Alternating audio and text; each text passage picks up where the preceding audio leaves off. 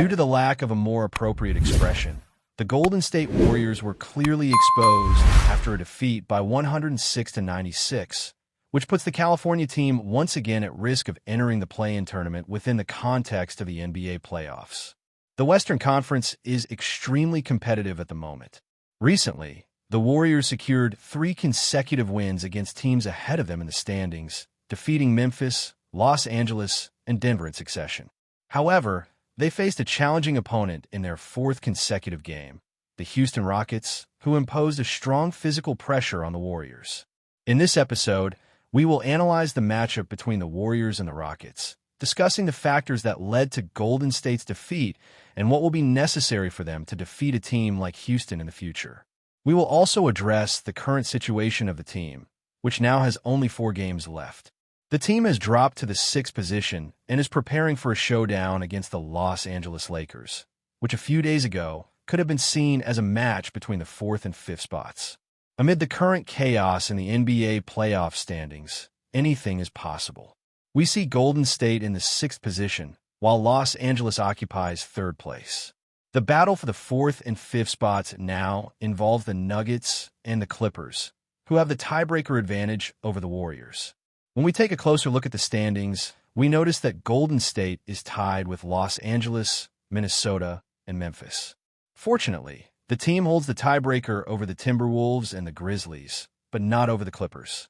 I'm not sure if a victory at the end of the season against Los Angeles would change the tiebreaker situation in their favor. With only 4 games remaining in the regular season, for me to feel safe about staying out of the play-in tournament, I believe they need to win at least 3 and lose 1 in this stretch. Furthermore, I would say they might even need to go perfect, winning all 4 games. Looking at the schedule, it is feasible, but it's surrounded by talented opponents. To be honest, for me to be confident they will avoid the play-in tournament, I consider that they must achieve at least 3 wins and 1 loss during this period, and I argue that they may even need to go for a perfect 4 wins. Analyzing the schedule, it seems doable, but with 2 competitive teams in the mix. Whether you believe in the Suns or not, they are practically out of playoff contention at this stage, but they still have Kevin Durant, Devin Booker, and Bradley Beal, players with great shooting ability. Golden State cannot underestimate this lineup. Certainly, there are easier matchups against the San Antonio Spurs and the Portland Trail Blazers, both on Thursday and Friday, but there is also the decisive clash against Los Angeles on Sunday. That final regular season game could have a significant impact on Golden State's playoff position, and there is a real chance they could end up back in the play-in tournament when all is said and done. What do you think about this? Will the Warriors be able to avoid the NBA play-in tournament? Leave your thoughts in the comments, as this will be today's central topic. Before we delve into the broader context of the game between the Warriors and the Rockets, it's clear that the Rockets managed to neutralize Steph Curry during the game. Moreover, Steph did not help his own cause, making only 1 shot out of 8 attempts from long range and 1 out of 10 in total.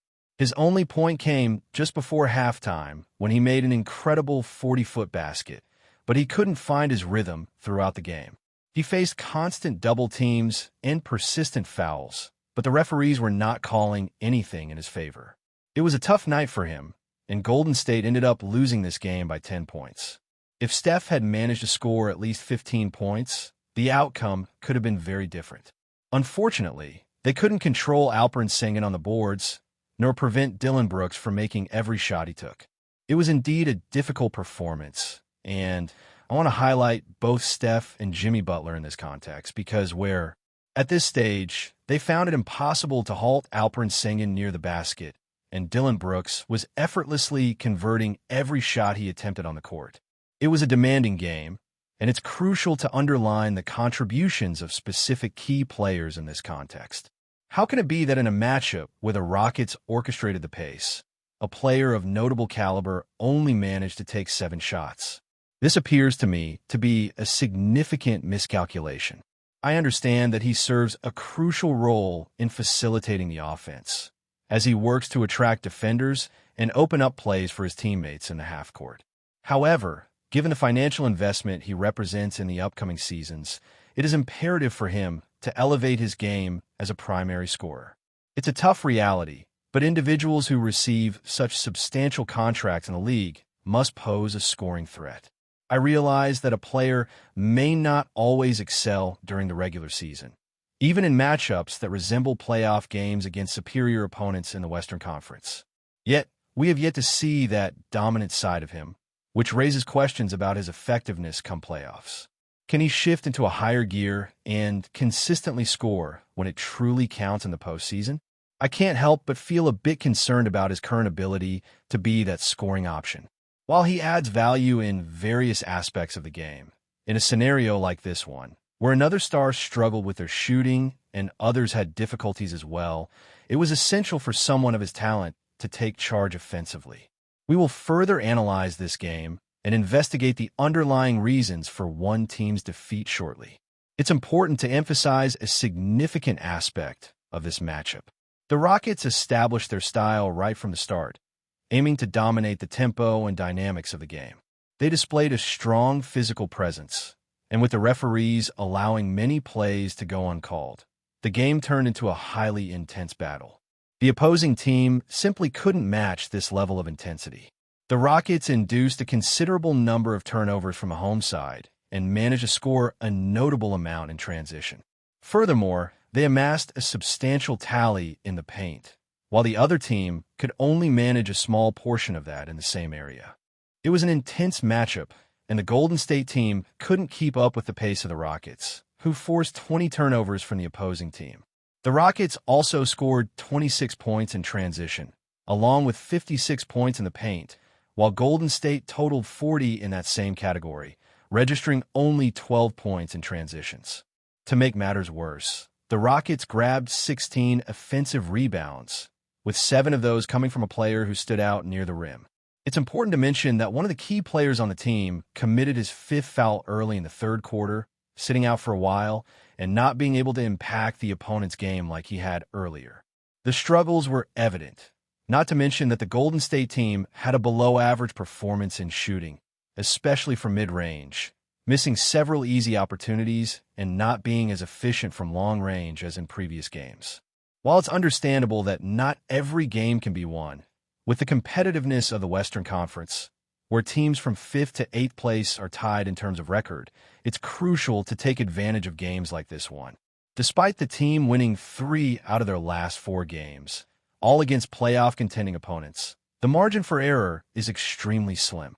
When one player stands out as the primary scorer, the chances of winning decrease. And this isn't a criticism of his performance, which was solid with 6 3-pointers, but some choices made were not the best when he began to feel more confident. The situation becomes problematic when one player is the primary scorer and another takes 3rd place, which generally isn't a good sign. However, one player's performance was encouraging as it was nice to see him back in action, hitting 2 out of 5 3-pointers, suggesting his recovery is progressing and he is preparing for the playoffs. In the end, the team truly needed a better performance from their starting players in this game. In their first lineup with an important player, a player near the rim, a rising young player, an experienced defender, they ended up facing a loss, going from 14 wins without losses to 14 wins and 1 loss. And another player didn't perform well, starting poorly and missing 2 free throws. Finally, the team needed more contribution from its starters in this matchup. With the mentioned starting lineup, they faced their first loss. They entered the game with a record of 14 wins and no losses, and now they are at 14 wins and 1 loss. A specific player struggled defensively, missing 2 free throws early on and finishing with 1 out of 7 attempts. He couldn't guard the opposing point guards, who stood out, especially a young player who had an exceptional performance with a +26. On the other hand, a recognized player couldn't convert his shots even when double-teamed by 2 defenders. Also, it's worth highlighting the performance of a player who scored 24 points, making 10 out of 13 shots, including long-range attempts, dominating the paint, and showing his style of play. Another young player also stood out, scoring 21 points, while the previously mentioned player grabbed 7 offensive rebounds, facing an experienced defender throughout the game. He was quite frustrated with his performance because I don't believe he showed anything truly remarkable, but when the defender left the game, he was able to grab several second-chance opportunities for his team. While the opposing team didn't necessarily accumulate a significant difference in points in second-chance opportunities compared to Golden State, the offensive rebounds they secured were crucial. This was especially notable in crucial moments of the game, when they needed a second chance and got one, converting the baskets. Dominating all aspects of the game, they forced several turnovers.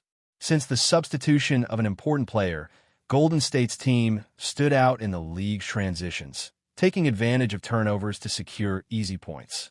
However, the opponents turned this situation around that night, changing the course of the game and acting like Golden State has done in recent months. A young player didn't have a brilliant performance, but I appreciated the minutes he had on the court as he was one of the highlights with a +9. I was satisfied with his effort, continuing to attack the boards.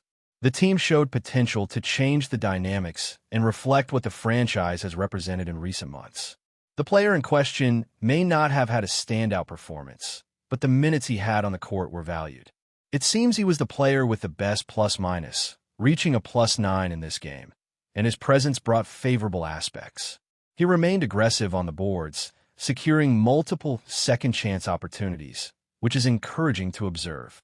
His decision-making improved, avoiding a predictable style of play and beginning to integrate into the team's rotation.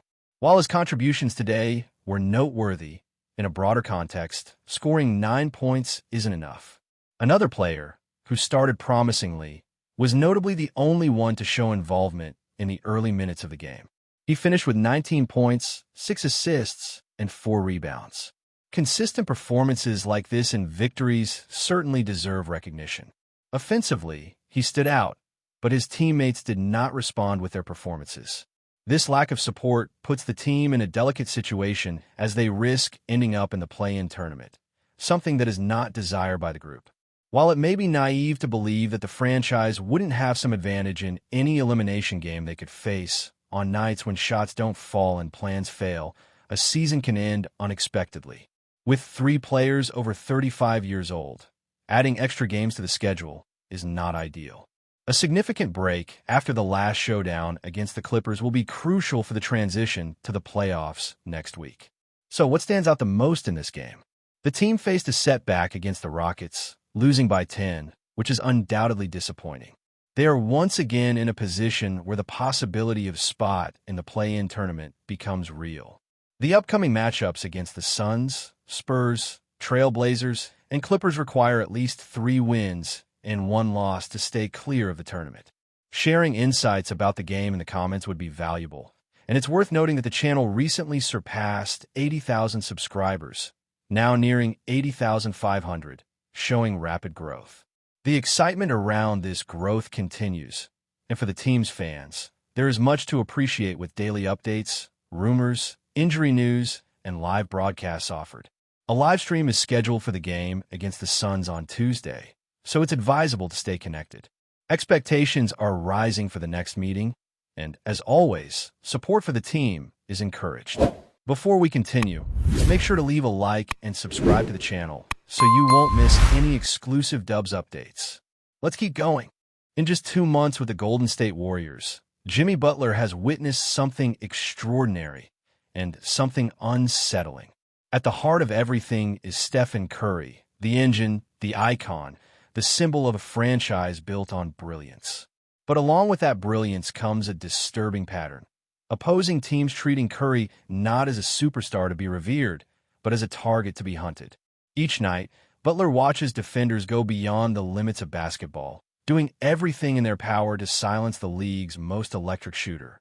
Sunday night, in San Francisco, felt like an ambush. The Houston Rockets didn't just beat the Warriors, they exposed them. They chased Curry like shadows, suffocating his rhythm, holding him to a mere 3 points on a painful 1-4-10 shooting night. It wasn't just a cold game.